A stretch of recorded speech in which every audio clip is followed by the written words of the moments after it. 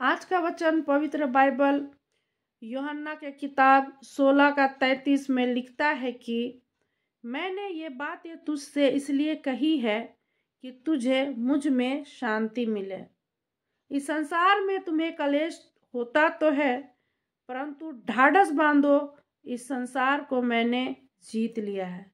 जी हाँ मेरे प्रियो, बाइबल बताती है कि जितने लोग हमसे पहले प्रभु में थे उन सारे लोगों को इस संसार के अंदर में कलेशों का सामना करना पड़ा।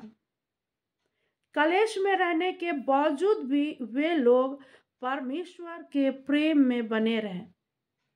वो नियंत्रण परमेश्वर से प्रार्थना करते रहे, उनकी आज्ञा को मानते रहे और प्रभु के अनुग्रह से वो आगे बढ़ते रहे। मेरे प्रियो, यह निश्चय है कि हर मसीह भाई बहन के जीवन में सांसारिक कलेश आना ही आना है। उस कलेश के लिए हम सभी को तैयार रहना है मेरे प्रियो। जब वो हमारे जीवन में कलेश आती हैं तो हमें डगमगाना नहीं है, हमें घबराना नहीं है, बल्कि हमें एक मन एक चित लौ लगा के प्रार्थना करना है कि प्रार्थना ही ऐसा है जो असंभव को संभव में बदलती है मेरे प्रियो। इसीलिए हम सभी मसीह भाई बहनों को आज आवश्यकता है इस संसार के अंदर में प्रार्थना करने का।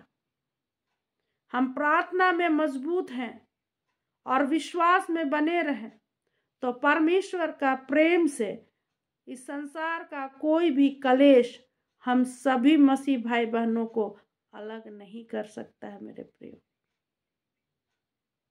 हमारा प्रेम जो परमेश्वर के प्रतीक है वह परमेश्वर के विश्वास में मजबूत है और हम सब उस मजबूती में एक दूसरे को हाथ थामे प्रभु में आगे बढ़ना है। आत्मिक उन्नति के लिए, आत्मिक कार्य के लिए, एक दूसरे के लिए हम सभी को मिलके प्रार्थना करना है मेरे प्रियो। और जब हम ऐसा नियंत्रण करते हैं तो हमारे जीवन में जितने भी कलेश है वो धीरे धीरे करके एक दिन दूर होता है और हम उस कलेशों को सामना करते हुए, उसे पार करते हुए परमेश्वर के राज्य तक पहुंच पाएंगे मेरे प्रियो। इसीलिए हम सभी को परमेश्वर के राज्य के लिए अपने आप को तैयार करना है और एक दूसरे की शुद्धि भी लेना है, एक दूसरे को तैयार होने में मदद भी करना है, आत्मिक जीवन की उन्नति के लिए मदद करना है, परमेश्वर के राज्य के लिए मदद करना है मेरे प्रियो।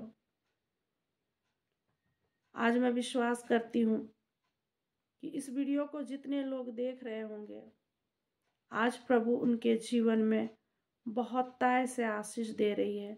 एक विशेष अभिषेक उनके जीवन में उतर रहा है कि वह आने वाले दिन में प्रभु के लिए अपने आप को तैयार करे, उसकी महिमा करे, परमेश्वर के राज्य के देखने के लिए अपने आप को तैयार करे। क्योंकि जब हम इन सारे बातों से आगे बढ़ेंगे तभी तो परमेश्वर के राज्य को देख पाएंगे मेरे प्रियो।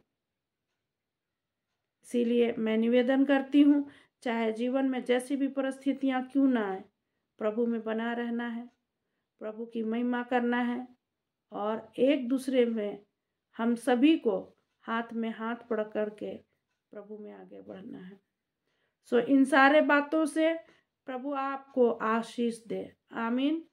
जय मसीह की मेरे प्रियो।